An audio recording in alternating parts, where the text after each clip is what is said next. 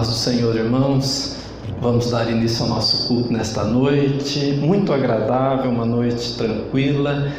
Ver a igreja aqui reunida é muito bom e poder saber que você está em casa, juntamente conosco, adorando, exaltando o nosso Deus, é maravilhoso. É bom saber que a nossa fé tem sido preservada até aqui e a perseverança é algo característico daquele que ama a Deus e daquele que quer fazer a obra de Deus e agradar o Senhor. Vamos fechar os nossos olhos, vamos agradecer ao nosso Deus. Senhor, meu Deus e meu Pai, queremos te agradecer por mais este culto, por estar, ó Deus, aqui na tua presença, adorando e exaltando o teu nome. Eu te louvo, ó Deus, e te agradeço pela presença, pela vida de cada irmão, de cada irmã que subiu para a tua casa nesta noite, e assim, ó Deus, a gente poder aqui nesta comunhão bonita, gostosa, te adorar e te exaltar. Venha, ó Deus, abençoar aqueles que estão ouvindo, aqueles que estão assistindo.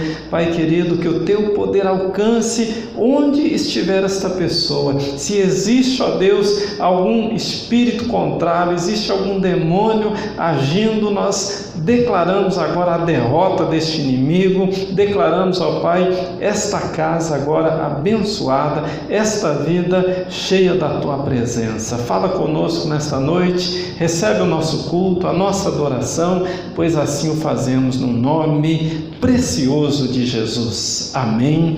E graças a Deus, vamos adorar o Senhor.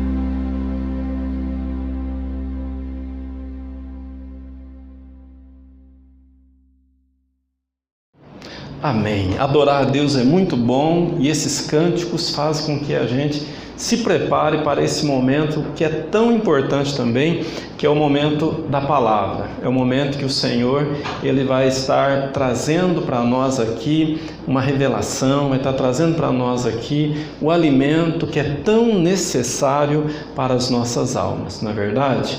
Dá um abraço aí no teu irmão, né? Mesmo que de longe, saúda ele com a paz do Senhor Jesus. Amém. Glória a Deus, graças a Deus. Vamos abrindo aí as nossas Bíblias em Apocalipse, capítulo de número 3. Apocalipse, capítulo 3 e o verso de número 21. Nós vamos ler então Apocalipse 3, 21. Diz assim a palavra do Senhor: ao que vencer, dar-lhe-ei assentar-se comigo no meu trono, assim como eu venci e me assentei com meu Pai no seu trono. Vou ler mais uma vez para ficar bem gravado aí na tua mente, no teu coração, né? Ao que vencer, dar-lhe-ei assentar-se comigo no meu trono, assim como eu venci e me assentei com meu Pai no meu trono. Amém? Glória a Deus, graças a Deus. Vamos nos assentar, né? A igreja pode estar se assentando. Nós estamos então aí nesse culto de adoração, né? Esse culto de louvor, de agradecimento a Deus, em especial por essa semana que a gente está encerrando o ano. É motivo ainda da gente agradecer mais a Deus ainda por todas as bênçãos que Ele derramou nas nossas vidas durante esse ano e está derramando ainda. Aquele que chegou até aqui com a fé avivada, com a fé viva, tem que dar graças a Deus, não é verdade? Porque foi um ano muito difícil, um ano muito complicado, muitas pessoas esfriaram na fé, muitas pessoas se afastaram da casa de Deus, muitos não aguentaram, desfaleceram pelo caminho, não conseguiram perseverar para vencer esse momento de pandemia, esse momento difícil, que não só a nossa cidade está passando, mas todo mundo, né? Isso está no mundo inteiro. É uma luta para todos os governos, todas as pessoas de todas as nações. E a palavra do Senhor, ela vem nos mostrar nesta noite que o próprio Senhor Jesus, ele disse, olha, ao que vencer. Então significa que não serão todos que vão vencer. Alguns vencerão e outros perderão. Alguns continuarão, mas outros vão desfalecer pelo caminho.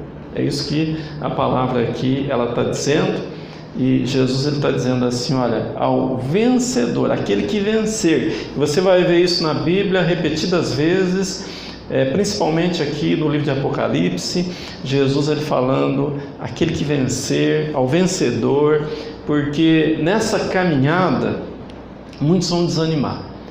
Nessa caminhada é preciso perseverar, e é exatamente sobre isso que eu quero falar com você nesta noite. A perseverança é algo que precisa estar na nossa vida, não só na questão da fé, mas em todas as áreas. Todas as áreas da nossa vida, se a gente quer alcançar o objetivo, nós temos que perseverar. E a perseverança, ela é uma característica do vencedor. A perseverança, ela é daquele que luta e não desanima, é daquele que não entrega, não joga a toalha, mas permanece firme na presença do Senhor.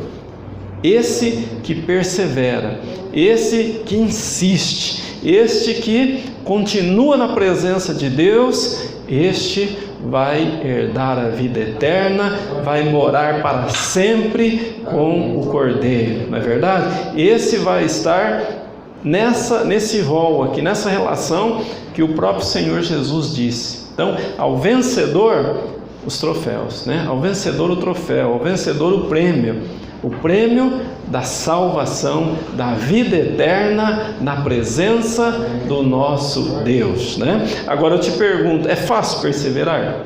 não é fácil. Por que não é fácil perseverar?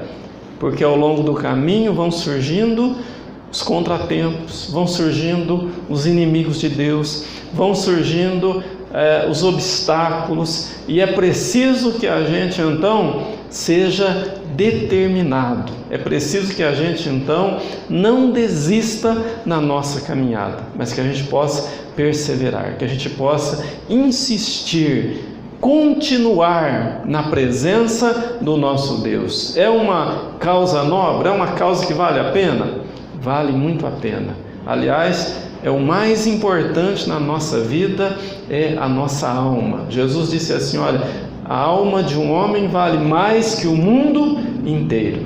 Então, nós não estamos falando aqui de um emprego, não estamos falando aqui de uma causa terrena, mas nós estamos falando aqui de algo muito especial, muito importante, muito valioso, que transcende a nossa vida aqui neste mundo, que vai além das fronteiras da nossa existência e vai refletir então na vida eterna. Para viver essa vida eterna é preciso perseverar na presença de Deus, porque o próprio Jesus disse, olha, nós vamos enfrentar dificuldade nesse mundo, nós vamos ter lutas, mas ao vencedor dar-lhe-ei a coroa da vida. Amém? Todos os vencedores, pode aplaudir, glorificar.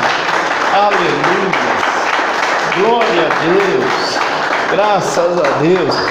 Então, Jesus ele fala que ao que vencer, dar-lhe-ei assentar-se comigo no meu trono, assim como eu venci e me assentei com meu Pai no seu trono. O que significa isso? Nós vamos assentar, nós vamos ocupar tronos juntamente com Jesus. Então o Apocalipse, você vai ver que ele usa uma linguagem simbólica, alegórica em toda a sua extensão do livro de Apocalipse. Ele usa muito essas figuras de linguagem. Assentar no trono significa domínio, significa poder, e é isso que o vencedor ele tem da parte de Deus. Aquele que persevera, aquele que vence, Deus ele dá poder para cada um de nós que somos perseverantes, que somos insistentes, que não desistimos. A Bíblia chega ao ponto de falar assim, que a tribulação ela produz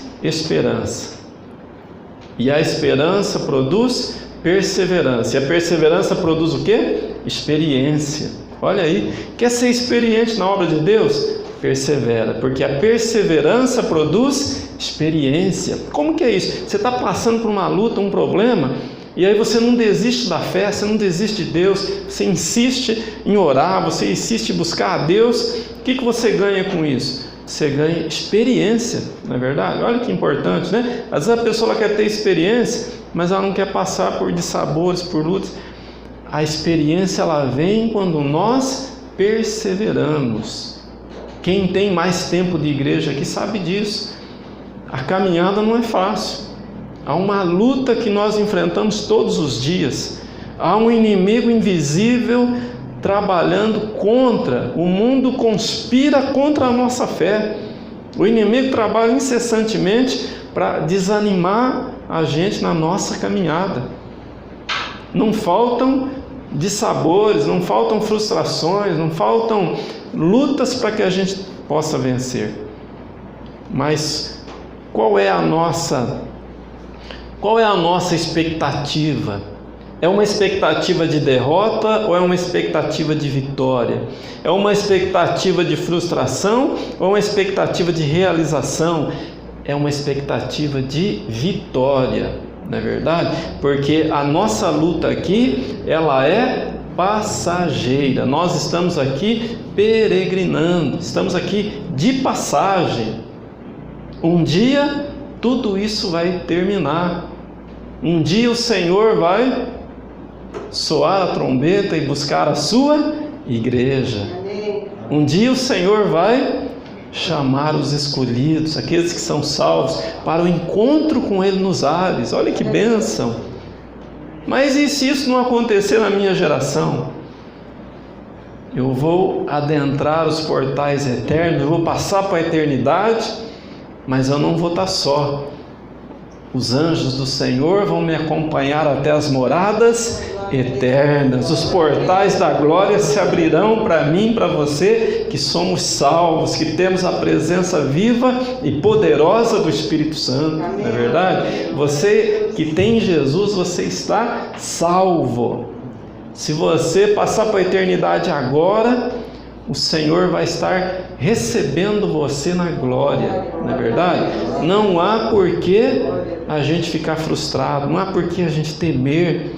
A expectativa para aquele que está na presença de Deus é boa, é ótima, porque nós não esperamos nada nesta vida, nós não esperamos nada eternamente nesta vida. O que nós esperamos é a eterna morada com o nosso Deus, para cear as bodas do Cordeiro e viver com Ele para toda a eternidade, num lugar onde não tem mais pranto, mais morte, mais dor, e dos nossos olhos serão enxugadas todas as lágrimas, não é verdade? Não haverá mais dor, não haverá mais sofrimento, vamos viver para sempre. A morte já não existe mais, o envelhecimento já não existe mais, vamos viver com corpos jovens, saudáveis, viçosos na presença do nosso Deus. Amém? Quem crê pode aplaudir o Senhor. Glória a Deus. Glória a Deus. Glória a Deus. Mas nesta caminhada nós encontramos as coisas que querem atrapalhar a nossa vida com Deus. E abra a tua Bíblia lá em Lucas capítulo de número 8. Lucas capítulo 8 e o verso 11 em diante, né? Lucas 8, 11 em diante. Olha que interessante aqui o que Jesus nos ensinou neste texto aqui, olha. Lucas, o evangelista segundo o evangelista Lucas, capítulo 8 e o verso 11, ele diz assim, ó: esta é a parábola, a semente é a palavra de Deus. Os que estão à beira do caminho são os que ouvem, depois vem o diabo, tira-lhes do coração a palavra, para que não se salvem crendo. Os que estão sobre pedras são os que, ouvindo a palavra, a recebem com alegria, mas como não têm raiz, apenas creem por algum tempo, e na hora da provação se desviam. Ao que caiu entre espinhos são os que ouviram, e com o passar dos dias são sufocados com os cuidados, riquezas e deleites da vida, e seus frutos não chegam a amadurecer. Ao que caiu em boa terra são os que, ouvindo a palavra, a retêm num coração honesto e bom e dão fruto com perseverança. Diga assim comigo: fruto com perseverança. Mais uma vez, fruto com perseverança. Olha que interessante, a pessoa pode frutificar, mas não ser perseverante. Você viu aqui? Tem 3 classes aqui de pessoas que receberam a palavra, ouviram a palavra, mas que não perseveraram. Por quê? Esses 3 grupos de pessoas aqui são as pessoas que estão no mundo, as pessoas que estão vivendo em todos os tempos, em todas as épocas, assim como viveu na época de Jesus, está vivendo hoje também. São pessoas que Jesus disse, olha, o semeador saiu a semear e ele foi lançando a semente. Ele lançou a semente à beira do caminho, mas essa semente não germinou. Quem é este que está à beira do caminho?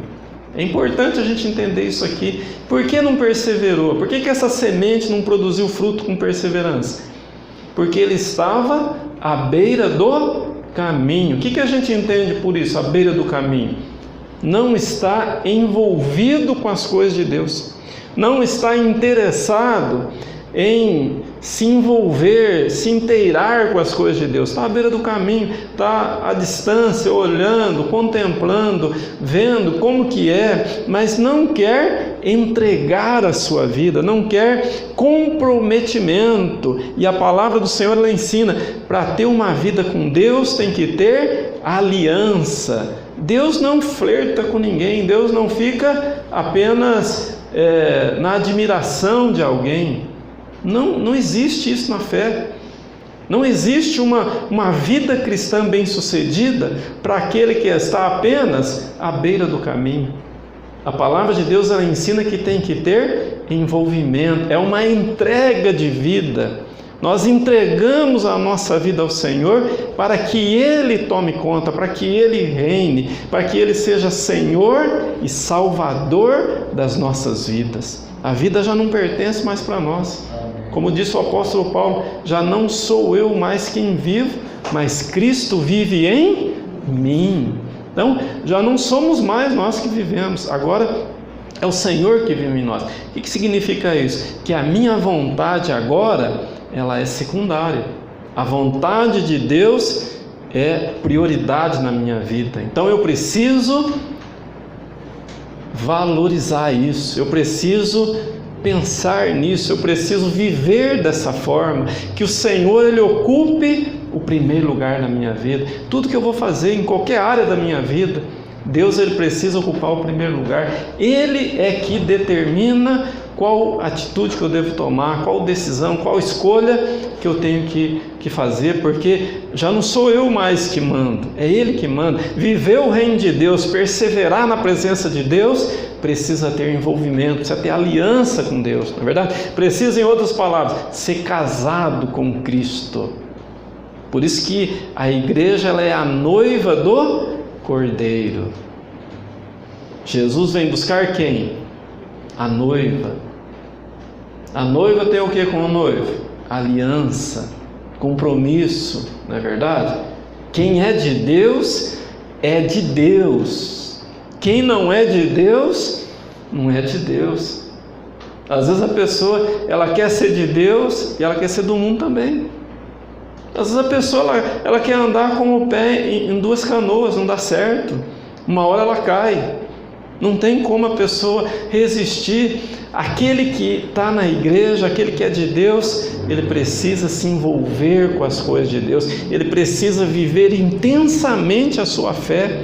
Não vai ter perseverança, não vai ter vitória para aquele que está vivendo uma fé mais ou menos, para aquele que quer viver com Deus de uma forma descomprometida. Não existe isso. A Bíblia ensina que a igreja e Cristo é como o casamento, a esposa e o marido, não é verdade? Qual esposa que quer dividir o marido com outra? E vice-versa, ninguém quer isso, não é verdade? Deus, Ele é exclusivista. A Bíblia fala que o Espírito, Ele arde em ciúmes por nós. Ele quer a nossa vida com exclusividade. Nós não podemos estar divididos. Nós temos que estar por inteiro na presença de Deus, adorando Ele, glorificando a Ele, dando o melhor para Ele, fazendo dele verdadeiramente o nosso Deus, o nosso Senhor e o nosso Salvador. Amém? Quem entendeu pode aplaudir o Senhor. Glória a Deus. Graças a Deus. Graças a Deus. Então, veja no verso 11 que a semente, ela foi lançada. Semente é a palavra de Deus, mas ela foi lançada para uma pessoa que estava à beira do caminho. O que acontece com aquele que recebe a semente, mas não quer compromisso com Deus? O diabo, vem o diabo e tira-lhes do coração a palavra para que não se salvem crendo. Olha aí, meu irmão. Aquele que não quer envolvimento com a obra de Deus, aquele que não quer se entregar mesmo de verdade, o diabo, ele vem e ele retira. A pessoa não persevera, a pessoa desanima pelo caminho, a pessoa, ela abandona, não é verdade? Mas a segunda classe de pessoas que está no verso aqui de número 13, né? Os que estão sobre pedras são os que, ouvindo a palavra, recebem com alegria, mas como não tem raiz, apenas creem por algum tempo e na hora da provação se desviam. Olha aí.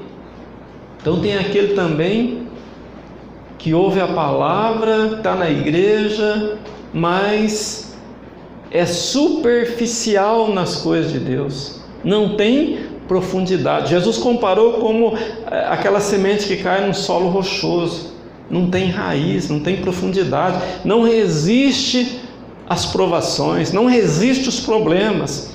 É o crente melindroso, é aquele crente que qualquer coisa ele abandona, não tem lombo cingido. O crente precisa ter o lombo cingido, precisa estar preparado para enfrentar as lutas, as dificuldades, porque não são poucas não. Às vezes a gente pensa, estou na igreja, tudo tem que dar certinho para mim, mas nem sempre é assim. Às vezes não dá certo do jeito que a gente esperava. E Deus não dá, Ele não garante um salvo-conduto. Você está protegido, nenhum problema você vai enfrentar. Nunca você vai ver isso na Bíblia. Você vai ver que a promessa de Jesus é que Ele estaria conosco todos os dias da nossa vida, até a consumação do século. Essa é a promessa. Mas a promessa não é isenção de problemas. Estou isento de problemas, não vai ter nenhuma frustração, nenhum prejuízo, nada. Eu estou na igreja, estou na presença de Deus, então eu estou protegido, estou salvo disso. Não está, não é verdade? O crente fica desempregado também. O crente vai à falência também. O crente pega Covid também e às vezes morre também de Covid, não é verdade? Não é isso que a gente tem visto aí? Mas e por isso a nossa fé vai esfriar? Por isso nós vamos desanimar pelo caminho? Não, só vai desanimar aquele que está superficial nas coisas de Deus, aquele que não quer se aprofundar nas coisas de Deus, aquele que quer viver de uma maneira bem suave a fé, não é verdade?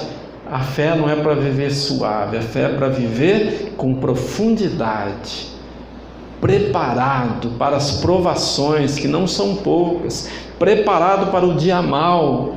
A Bíblia fala que existe o dia mau. E qual que é o dia mau? É aquele dia que o filho às vezes quer sair de casa, não é verdade? O dia mau qual que é? Aquele que a pessoa perde o emprego. É aquele que a empresa vai à falência, é aquele que a enfermidade vem. O dia mau é aquele em que o casamento está em crise, a luta está grande, não é verdade? O dia mau, ele existe, e nós precisamos estar preparados para ser provados e aprovados na presença de Deus, não é verdade? O que não tem profundidade, o que é superficial nas coisas de Deus, a aprovação vem e seca a fé que ele tinha, não é verdade? Desanima ele abandona. Estou na igreja e as coisas estão dando errado para mim. Onde já se viu? Deus não me ama, Deus não está nem aí para mim. Imagina, Deus te ama e muito, te ama verdadeiramente. Deus quer o melhor para você, quer que você viva abundantemente, quer que você viva de uma forma muito abençoada. Mas para isso nós não podemos ser rasos na fé, não pode ficar na superficialidade. Vai ler a palavra, lê a palavra, ora a Deus, pede para o Espírito Santo revelar no teu coração os ensinamentos. Muitas pessoas ficam anos na igreja e estão muito superficiais na palavra. Busca de Deus, experimenta aí um jejum, experimenta aí uma consagração, uma vida de oração na presença do Senhor, e Deus vai estar falando com você, Deus vai estar te fortalecendo, você vai estar podendo criar raízes mais profundas, vai sair da superficialidade e vai ter uma fé robusta, vai ter uma vida abastecida pela presença viva e poderosa do Senhor, amém? Quem quer essa vida pode aplaudir, glorificar, exaltar, aleluia, glória a Deus, glória a Deus. O terceiro grupo de pessoas, no verso 14, aqui caiu entre espinhos, são os que ouviram e com o passar dos dias são sufocados com os cuidados, riquezas e deleites da vida, e seus frutos não chegam a amadurecer. Olha que interessante isso daqui. Tem fruto, mas não chega a amadurecer. Cai antes, não é verdade? Fracassa antes. Por quê?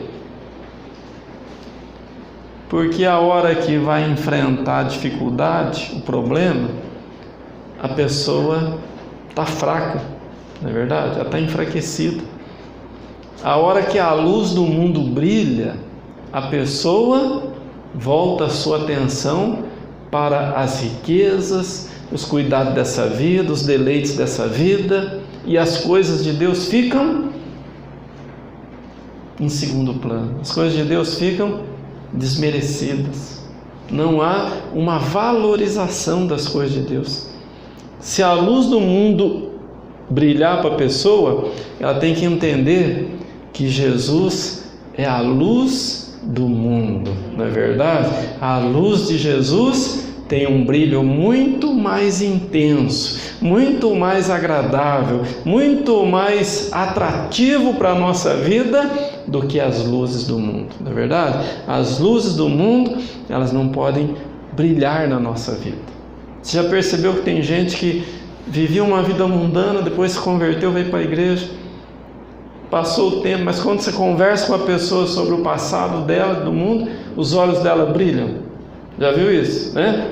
A pessoa, ela ainda brilha com o desejo das coisas do mundo, e a palavra fala que isso daí fracassa a fé da pessoa. Os espinhos, a semente foi lançada entre os espinhos. O que é o espinho? As coisas difíceis, na verdade, que a gente enfrenta.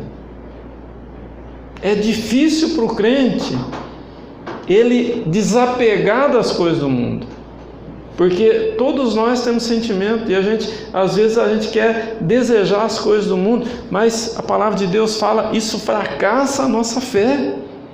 Fracassa, nós não podemos olhar para trás. Deus libertou Ló da cidade que seria destruída, Sodoma e Gomorra, né? Acabou lá, mandou fogo do céu, destruiu aquela cidade, mas e falou para ele o quê? Mandou o anjo lá e falou assim, olha, sai imediatamente da cidade e não olha para trás. Mas o que aconteceu com a mulher de Ló? Ela olhou para trás. O que significa se olhar para trás? Ela saiu, mas o coração estava lá na cidade, e ela se transformou imediatamente numa estátua de sal. Aquele crente que fica olhando para trás, fica olhando para o tempo do mundo, fica olhando para as luzes do mundo, a fé fracassa. Para perseverar, nós precisamos olhar para o alto, para o autor e consumador da nossa fé, não é verdade? O nosso olhar tem que estar fixo nele, olhando para ele. O nosso foco tem que estar em Deus, a nossa fé tem que estar nele, esperançosa nele, e não olhando para aquilo que o mundo está mostrando. Tem os deleites, tem os cuidados, olha aí, isso daí sufoca a fé. Jesus está falando aqui, ó, são sufocados com os cuidados, riquezas e deleites da vida. São três coisas, ó, cuidados, riquezas e deleites. Que cuidados são esses? Às vezes a pessoa está muito preocupada com os problemas dessa vida. Isso daí atrapalha a nossa fé. A gente não pode ficar muito preocupado com as coisas desse mundo. Nesse momento que nós estamos vivendo, tem muito motivo para estar preocupado, não é verdade? Os noticiários aí estão mostrando algo terrível, uma pandemia, milhares e milhares de pessoas morrendo. A gente vai ficar olhando para isso? Se você olhar para isso, você não faz mais nada. Tem gente que não está fazendo mais nada, está preso em casa, não põe o pé para fora de casa, porque está muito preocupado, está cuidando demais dessas coisas. O problema existe? Existe. Tenho que ter cuidado? Tenho que ter cuidado, mas eu tenho que viver a minha vida, não é verdade? Eu preciso adorar a Deus, eu preciso viver a minha vida. Eu não posso ficar paralisado por causa disso. Não posso ficar paralisado. Tomando os cuidados que eu tenho que tomar, eu preciso sair, não é verdade? Eu preciso cuidar da minha vida. Eu não posso ficar acuado diante de um problema e ficar completamente paralisado porque existe esse mal. Não, existe o mal, mas existe o poder de Deus que é muito superior. A nossa fé, ela não é apenas para as coisas que são fáceis, são para as coisas difíceis também, principalmente para as coisas difíceis. Se existe aí enfermidades, a nossa fé, ela está acima das enfermidades. E a minha confiança, ela tem que estar tão firme em Deus, a ponto de saber, Deus tem propósito na minha vida. Ele tem toda a história da minha vida nas suas mãos. Ninguém vai morrer na véspera. Todo mundo morre no dia que Deus estabeleceu para morrer, não é verdade? Deus tem um plano para nós. A Bíblia fala que antes da gente nascer, a nossa substância estava ainda sem forma. E Deus já tinha escrito e determinado todos os dias da nossa vida, não é verdade? Será que Deus não contou com essa pandemia lá, claro que Ele sabia, né? Sabia de todas as coisas, sabe de todas as coisas. Então nós não temos que estar preocupados se vai acontecer X ou Y. Nós não temos que estar preocupados se vai acontecer isso ou aquilo. Nós temos que estar preocupados em estar firmes na presença de Deus, que o plano dele não se frustra, ele cumpre tudo o que lhe apraz. A nossa vida está nas mãos dele. Se ele quiser recolher a gente, ele recolhe. Se ele não quiser, nada vai fazer com que a gente passe para a eternidade antes do tempo. Deus continua no controle de todas as coisas. Amém? Quem crê pode aplaudir e glorificar. Aleluia, glória a Deus, graças a Deus. Mas aí vem o quarto grupo de pessoas, que é o que nós estamos nele.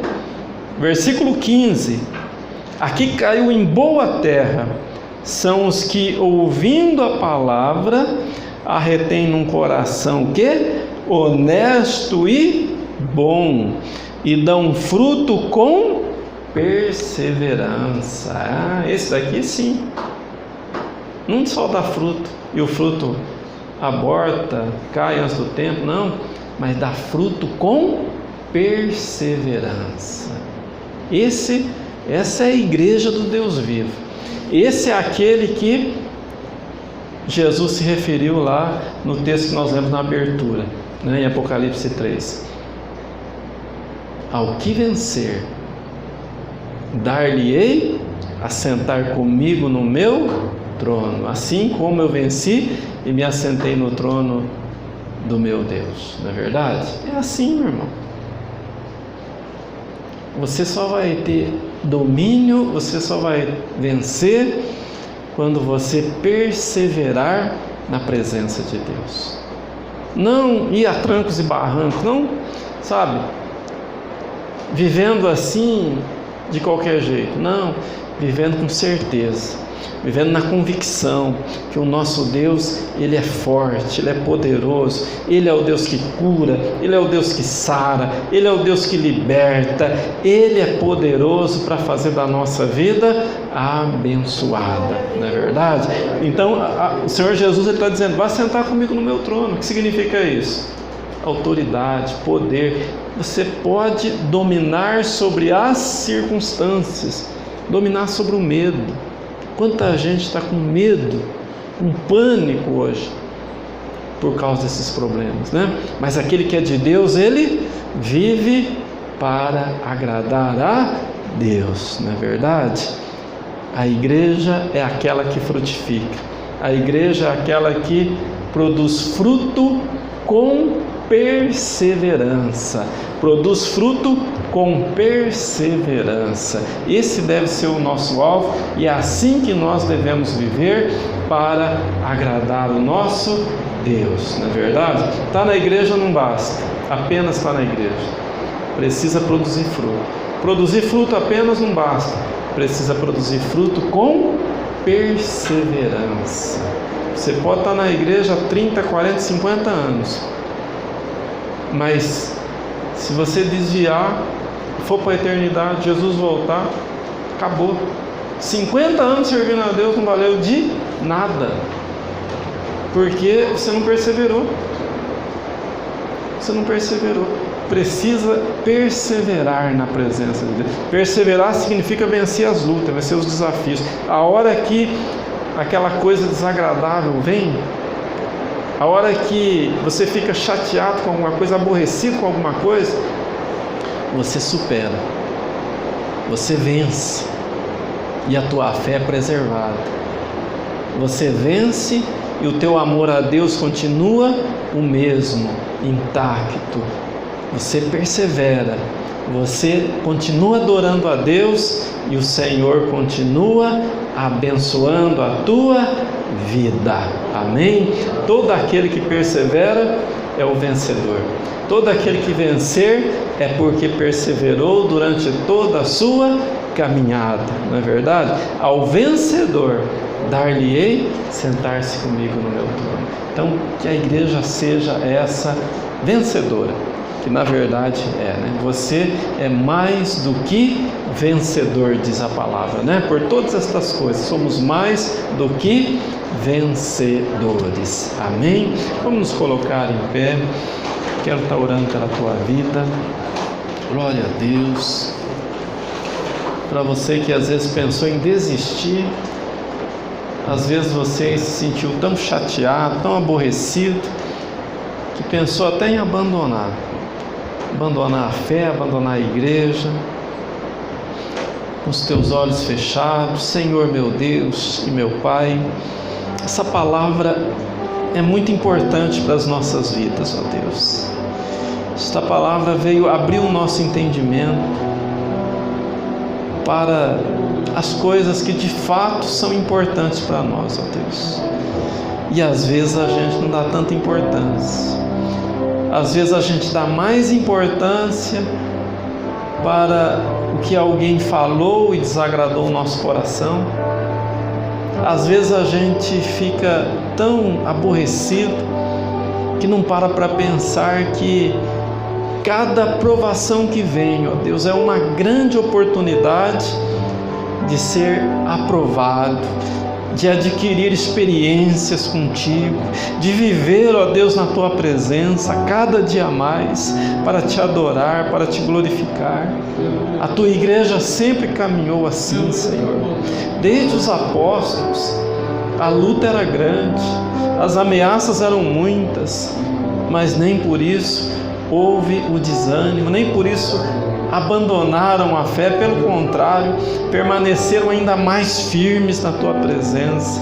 Assim também é a tua igreja hoje, ó Deus, a igreja que persevera, a igreja que vai subir no arrebatamento, é a igreja vencedora, meu Pai.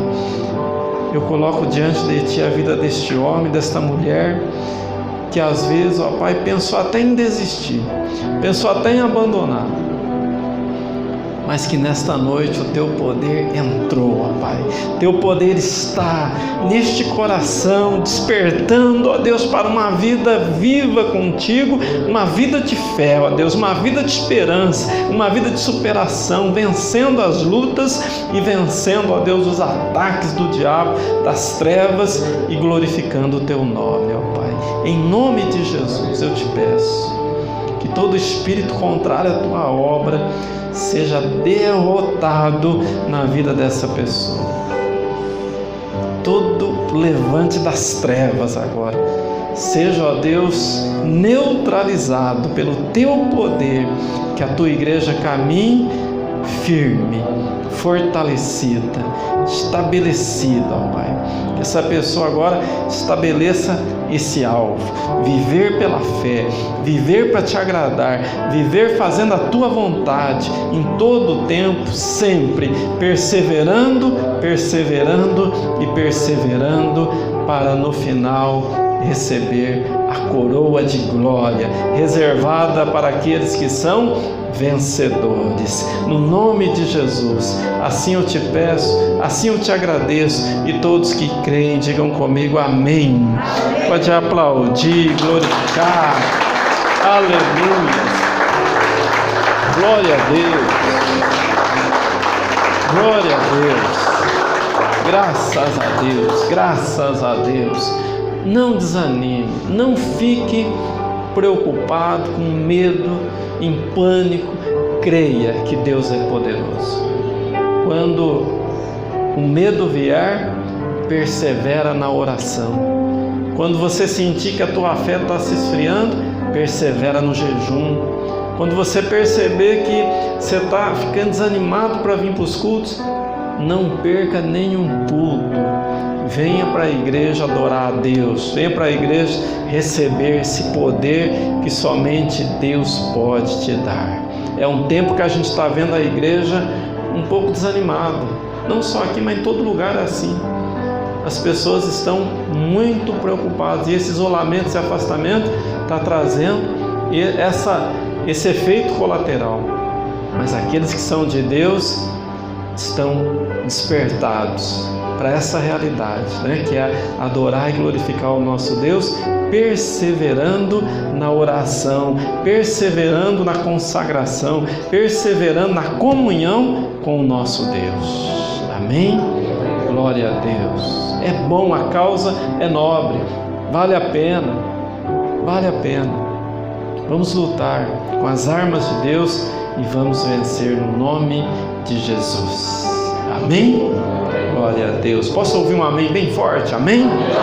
Glória a Deus. Graças a Deus. Erga as tuas mãos para o alto. Receba a bênção. Poderoso Deus e amado Pai, eu te glorifico, Pai, te exalto por esse culto tão maravilhoso, tão gostoso estar aqui na tua presença, Senhor. Pai, despede agora o teu povo em paz para os seus lares. Que a graça do nosso Senhor e Salvador Jesus Cristo, o grande e eterno amor de Deus o Pai e as doces e meigas consolações do teu Espírito esteja com toda a tua igreja e todos aqueles que creem, digam comigo amém. Pode aplaudir, glorificar. Aleluia. Glória a Deus. Graças a Deus. Graças a Deus. Graças a Deus. Dá um abraço no teu irmão, diga para ele: foi muito bom adorar a Deus contigo aqui, meu irmão. Deus abençoe, vão em paz, em nome de Jesus.